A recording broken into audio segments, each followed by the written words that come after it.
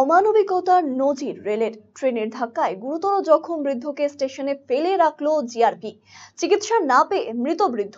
ঘটনায় উত্তেজনা মালদার হরিশ্চন্দ্রপুর রেল স্টেশনে। শুক্রবার সকালে ট্রেন থেকে নামতে গিয়ে অসাবধানতা বশত পড়ে গিয়ে গুরুতর জখম হয় ওই বৃদ্ধ।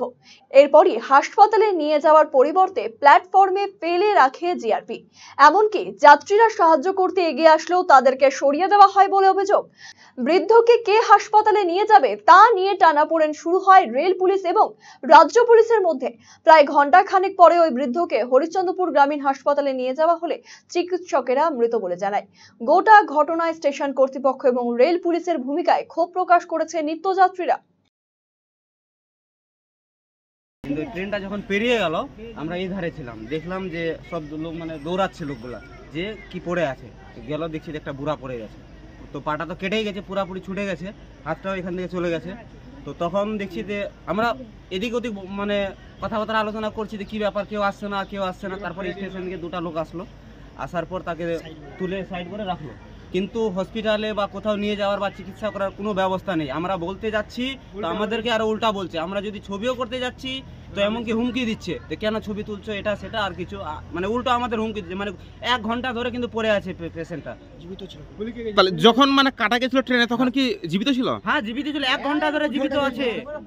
মা গো বাপ গো করছে 1 ঘন্টা ধরে, হাত দেখাচ্ছে ধরার জন্য, মানে বাঁচার চেষ্টা করছিল। হ্যাঁ জল খেতে চাইছে, কিন্তু জলটুকু তার মুখে দেয়নি। না দিতে বারণ করছে, এমনকি দিতেও দেয়নি কাউকে। তোমরা বাড়া বলতে গেছিলে স্টেশনে? হ্যাঁ বলতে গেছি, কোনো মানে ইয়ে নেই। তাহলে এখানে কি বলা যাবে, রেলের গাফিলতির জন্যই কি একজনের প্রাণ চলে গেল? হ্যাঁ বলাই যাবে, রেলের গাফিলতির জন্যই মারা গেল পেশেন্টটা। আপনার শিশু কি অটিজমে আক্রান্ত? বয়স উপযোগী কথা বলছে না, ঘাড় শক্ত হতে, বসতে বা হাঁটতে সমস্যা হচ্ছে, অধিক মাত্রায় চঞ্চল এবং মনোযোগের অভাব হচ্ছে, ডাউন সিনড্রোম রয়েছে, বন্ধু বান্ধবের সাথে মেলামেশা করতে সমস্যা হচ্ছে, লেখাপড়ায় অনীহা দেখতে পাচ্ছেন? এই সমস্ত সমস্যার homeopathy, physiotherapy, occupational therapy, special education, behaviour therapy, speech therapy, counselling এবং গ্রুপ ক্লাসের মাধ্যমে সমাধান করা হয় সেবানিকেতনে।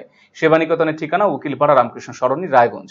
Mobile number 7001564854, 9932716619।